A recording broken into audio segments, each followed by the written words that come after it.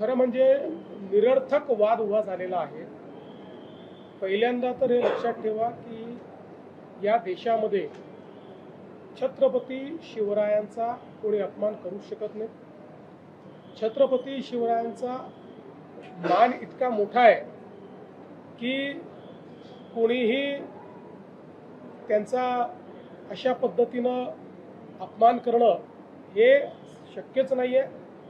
आता हे जे पुस्तक लिहिलं गेलं आहे 1979 ला लिहिलं गेलेलं आहे, त्याच्यावर आज वाद उकरून काढायचा आणि दोन्ही बाजूंनी एकमेकावर भिडायचं, मला असं वाटतं की शुद्ध असामाजिक अशा पद्धतीचं, असंवेदनशील अशा पद्धतीचं हे कृत्य आहे।